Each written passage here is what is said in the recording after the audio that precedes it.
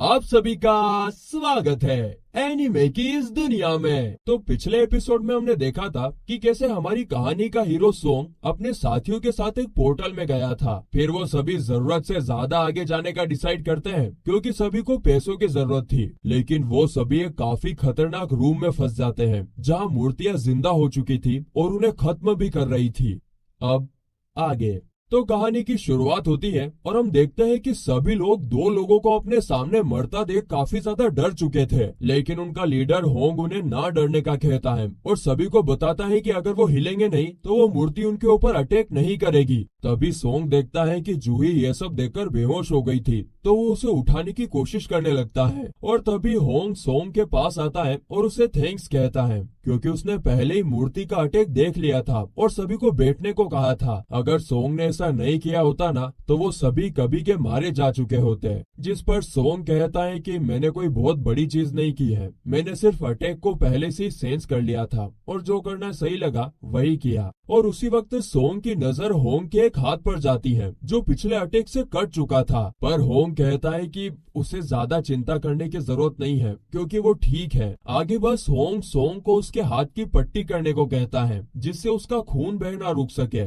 Song ऐसा ही करता है और पट्टी बांधने लगता है और इस दौरान होंग सोंग से कहता है कि उसे इस चीज के लिए जूही से पूछना चाहिए था, पर जूही एक बी रैंक की हीलर होने के बाद भी काफी वीक है जिसकी वजह से उसे ऐसे छोटी रेट्स में ही आना पड़ता है। आगे होंग बताता है कि इससे पहले भी वो बी रैंक के एक मिशन में जा चुका है, लेकिन ये वाला मिशन तो ए रैंक का लगता है या हो सकता है ये एस रैंक का मिशन हो। साथ ही होंग बताता है कि जो रूल्स उन्होंने एक मूर्ति पर लिखे हुए देखे थे उनका जरूर कोई ना कोई मतलब तो होगा, क्योंकि उस पर लिखा था कि जो भी कोई उन रूल्स को नहीं मानेगा तो वो इस जगह से जिंदा नहीं जा सकता है। फिर आगे होंग और सोंग बात कर ही रहे होते हैं कि उन्हें थोड़ा टाइम और इंतजार करते रहना चाहिए क्योंकि अगर उन्होंने कोई जल्दी की तो हो सकता है उनमें से कोई भी जिंदा ना बचे। लेकिन तभी वहाँ पर एक लड़का कहने लगता है कि वो बाकियों से काफी तेज है और वो इसी जगह पर नहीं मरना चाहता। वो ना उस मूर्ति के अटैक करने से भी पहले अपनी स्पीड की मदद से भागकर उस जगह से निकल जाने का प्लान बनाता है। हालांकि होंग उसे रोकने की कोशिश करता है पर वो नहीं मानता है और काफी स्पीड के साथ भागना शुरू कर देता है। लेकिन जैसे ही वो भागना शुरू करता है उस मूर्ति की एक आंख से वापस से वही फायर शूट होती है और पलक झपकते ही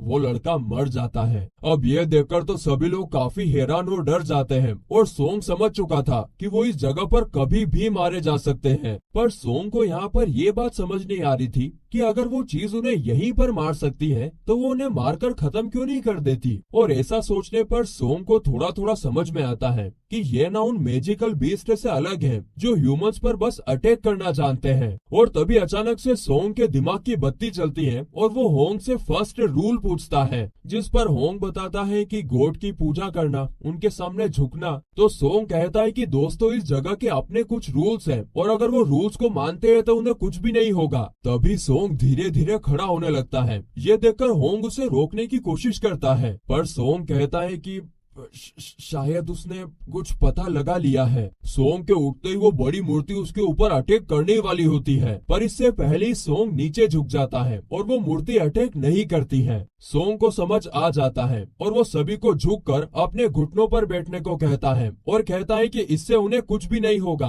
होंग उससे पूछता है कि क्या उसने कुछ पता लगा लिया है, जिस पर सोंग बताता है कि हाँ, अगर उनके हाथ एक हाइट के नीचे रहेंगे तो वो मूर्ति उन्हें कुछ नहीं करेगी और जरूर यही फर्स्ट रूल का मतलब होगा। सभी सोंग की बात मानते हैं और नीचे झुक जाते हैं। उन सभी के झुकते ही उस मूर्ति की आंखों से वो लाइट चली जाती है और फिर तो उनके उठने पर भी वो उन्हें कुछ नहीं करती। सब लोग सोचने लगते हैं कि वाह, वो बच चुके हैं। लेकिन यहाँ पर सोंग सोच रहा था कि सिर्फ एक रूल हुआ है, बाकी के दो रूल तो अभी बाकी हैं। और तभी हम देखते हैं कि उस मूर्ति के चेहरे पर एक काफी खतरनाक स्माइल आती है और वो खड़ी हो जाती है और उनकी तरफ आने लगती है। ये देखकर सभी लोग काफी डर जाते हैं और होंग सोंग से पूछने लगता है कि अब उन्हें क्या करना चाहिए, जिस पर सोंग कहता है कि उसे नहीं पता, लेकिन शायद अब उन्हें सेकेंड रूल का इस्तेमाल करना चाहिए। तो होंग कहता है कि सेकेंड रूल था कि गॉड को प्रसन्न करना है। किसी को समझ नहीं आ रहा था कि गॉड को प्रसन्न कैसे किया जाए, और तभी एक आदमी सामने आता है। वो कहता है कि उसने सालों से गॉड को प्रसन्न किया है,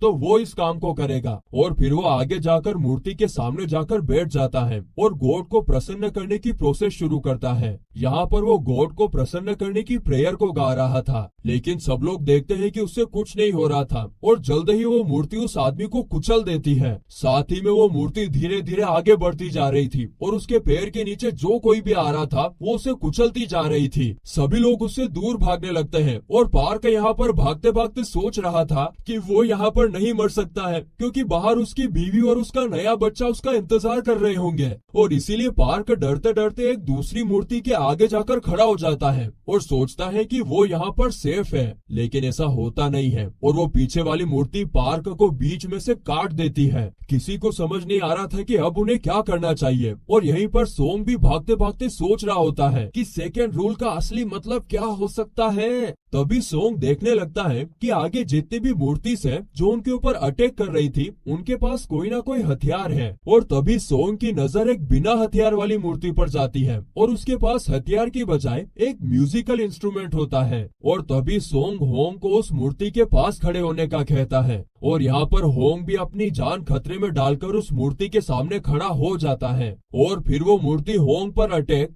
नहीं करती है और उसमें से एक म्यूजिकल इंस्ट्रूमेंट की आवाज आने लगती है। फिर तो सभी लोग ऐसा ही करते हैं और म्यूजिकल इंस्ट्रूमेंट वाली मूर्ति के नीचे जाकर खड़े हो जाते हैं। लेकिन जब सोंग जूही के साथ मूर्ति के नीचे खड़ा होता है तो उस मूर्ति में से म्यूजिकल इंस्ट्रूमेंट की आवाज ही नहीं आती है। तो सोंग कहता है कि शायद एक मूर्ति के नीचे सिर्फ एक ही इंसान खड़ा हो सकता है। तो वो जूही को वहीं रुकने का कहकर खुद दूसरी मूर्ति की तरफ भागने लगता है, लेकिन तभी उसके पीछे वही बड़ी मूर्ति पड़ जाती है। काफी मुश्किलों से बचते हुए सोंग दूसरी मूर्ति की तरफ पहुंच जाता है और फिर सभी के मूर्तियों के नीचे पहुंचते ही वो बड़ी मूर्ति भी वापस जाकर अपनी जगह पर बैठ जाती है।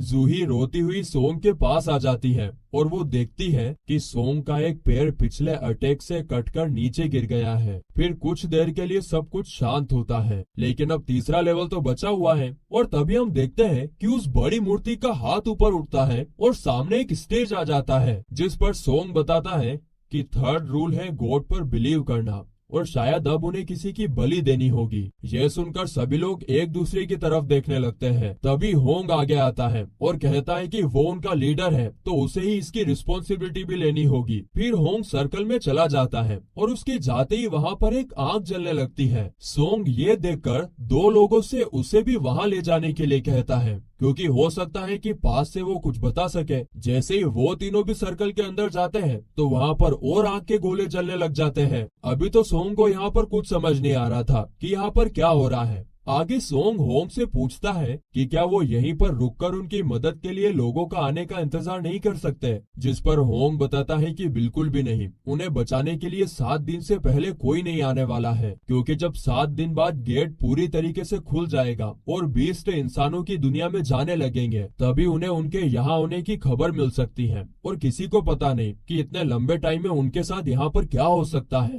तभी हम देखते हैं कि उनके चारों तरफ कई सारी ब्लू फ्लेम्स भी चलने लगती हैं और उनकी तरफ कुछ मूर्तियां आने लगती हैं। साथ ही में हम देखते हैं कि वहाँ का गेट भी खुल जाता है। वो मूर्तियां धीरे धीरे उनकी तरफ तो आ रही थी, पर यहाँ पर सोंग नोटिस करता है कि जैसे ही हर कोई उन मूर्तियों की तरफ देखता है तो वो मूर्ति वहीं पर रुक जाती है। ये देखकर सोंग बताता है कि ये उनके बचपन के एक गेम की तरह है। जब तक वो उन मूर्तियों की तरफ देखते रहेंगे उन्हें डरने की जरूरत नहीं है। थर्ड रूल ये है कि हमें फेथ रखनी है। वो गेट सिर्फ हमें लुभाने के लिए खुला हुआ है, इसीलिए कोई भी उससे बाहर नहीं जाएगा।